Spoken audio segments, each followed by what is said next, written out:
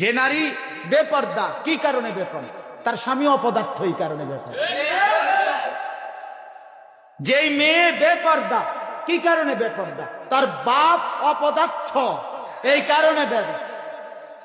আমি তো সাফ বলি বেটা, যার স্ত্রী বেপর্দা, যার মেয়ে বেপর্দা, ওই পুরুষ বেগায়রত, ওই পুরুষ কাপুরুষ, ওই পুরুষের আত্মসম্মান আত্মমর্যাদা বলতে কিচ্ছু নাই বেটা। প্রয়োজনে তুমি চ্যালেঞ্জ করো আমার সাথে, আও এখন বুঝাও। আমি বললাম আত্মসম্মান যার আছে তার স্ত্রী বেপর্দা হইতে পারে।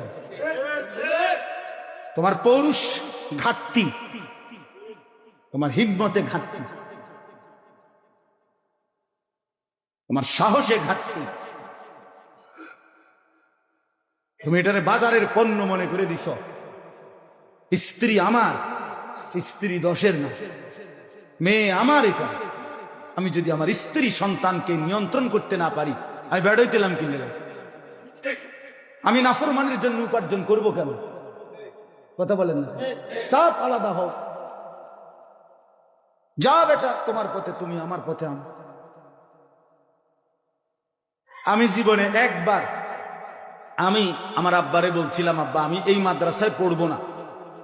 আমার পড়ালেখার জীবন একটা মাদ্রাসার ব্যাপারে একবার কইছি, আব্বা আমি আমার অন্য মাদ্রাসায় ভর্তি করেন, আমি এনে পড়তাম না। কসম আল্লাহর, আমার আব্বা বলছিল ফুট পরের বেলা ভাত আমার ঘরে এক লোকমা ভাত মুখে দিও না, চাপ বেরো। যদি পড়তে হয় আব্বা যে মাদ্রাসায় দিছে এনেই পড়তে হইব, আর নাহলে বেরো, তোমার পড়া তুমি পড়ো, নাহলে যেটা মনে করে করো, করতে বাইরো।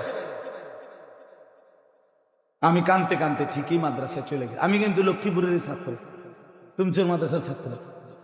আমার জিন্দিগির পড়ালেখার মাদ্রাসার পড়ালেখা, স্কুলে প্রাইমারি স্কুল পাশ করে ক্লাস 5 জীবনের প্রথম মাদ্রাসায় পড়ালেখা শুরু করছি তুমচোর মাদ্রাসাতে। তুমচোর মাদ্রাসা আপনাদের লক্ষ্মীপুরের ভিতরে না? আমি লক্ষ্মীপুর, আমি তুমচোরেরই ছাত্র।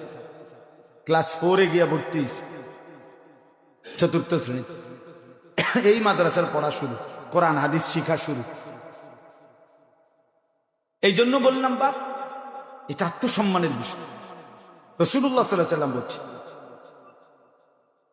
যেই পুরুষের স্ত্রী এবং কন্যার ব্যাপারে, যে পর্দার ব্যাপারে যত্নবান, সেই একমাত্র গায়রতওয়ালা, আত্মসম্মানবান।